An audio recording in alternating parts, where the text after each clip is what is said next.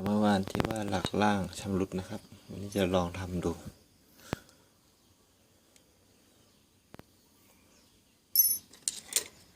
ก็ตะไบก่อนนะครับ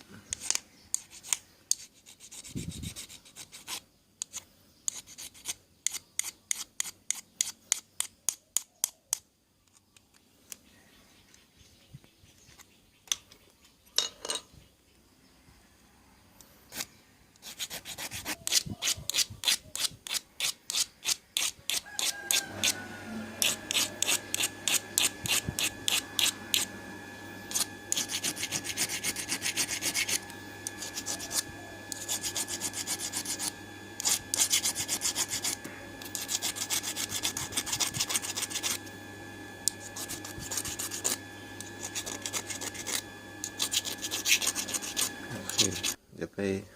เอากระดาษทรายก่อนนะครับแต่ข้างในยังไม่ได้ทำความสะอาดกระดาษทรายมน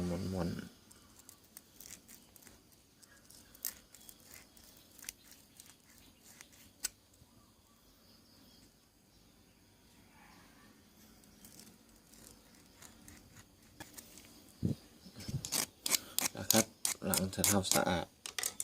กระดาษทรายเสร็จตกแต่งเรียบร้อยลองเข้าไปครับจะดีหรือเปล่าเอาให้เห็นเนื้อทองเหลืองเลยนะไม่เป็นไรทำเลยแล้วก็ใช้แก๊สเป่า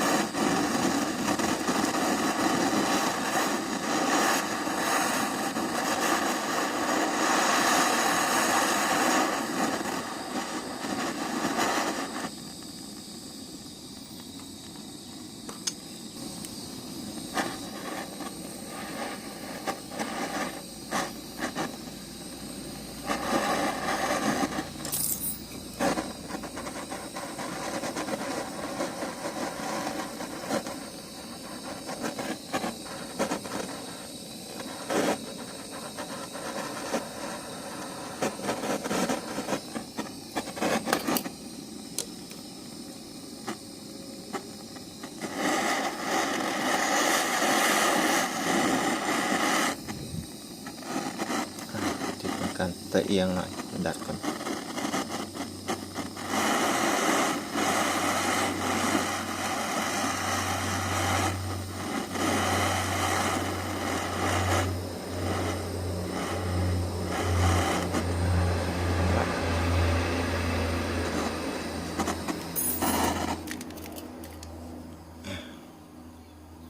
เห็นไหมเมื่อกี้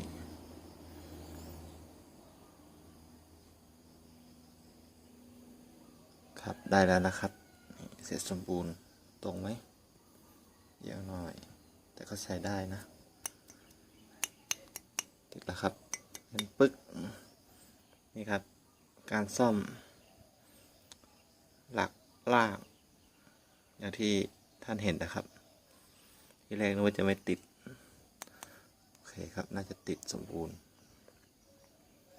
ขอบคุณครับสำหรับการติดตามบินเดียวเมลีSubscriber ด้วยนะครับผมหรือว่ากดติดตามด้านล่างได้เลยขอบคุณครับ